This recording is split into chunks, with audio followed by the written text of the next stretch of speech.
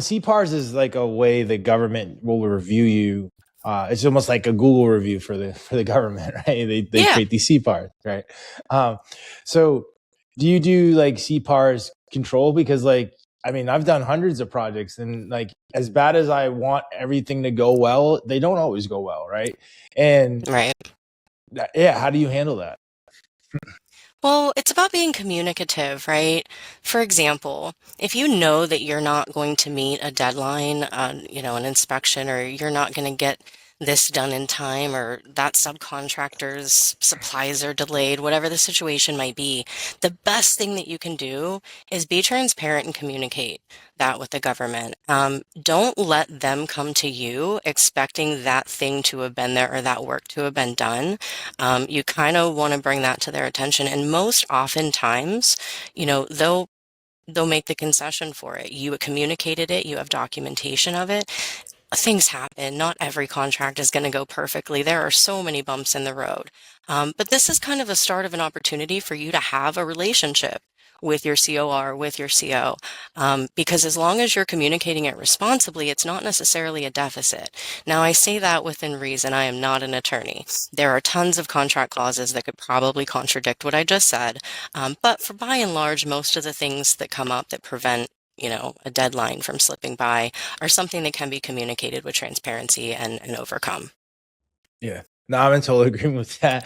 And like when we say communicate, I always recommend do that through email or in writing, because after the fact, when they try to throw that in your review, like I've actually literally like combated a lot of that review and got them to go in there and update it. It was like, hey, look at this email. Like I literally communicated all this stuff. You said it was okay. You provided me an extension, and now all of a sudden you're saying something different in this review. Like, can you? Right. I use these reviews to go get more work. Can you please go back in there and adjust it so that it's not as damaging as what the way you've originally articulated. And they've actually gone back in there and updated it. I've had it happen like multiple times. So, and again, the goal is to always do a great job, but like this is construction, and crazy things happen. And then crazy things happen and you get a crazy reviewer, it's just like a recipe for someone, giving you a bad mark. And when you get a bad mark, like you can't just, I was always scared to just, and I always came from a position like I had to accept it. But I got around some people and they're like, dude, you don't have to accept that. You can, if you go and request them and remove that or change it or alter it. And then we started doing that, and it's actually worked. Yeah. Good. I'm glad to hear that. I can't say that I necessarily do audits. I think it's worth mentioning, though, that there have been mutterings. I don't think it's become final yet. But there have been some mutterings about making CPARS negative only, which I was a little disappointed to hear. So the jury's still out on that, whether or not that's going to happen.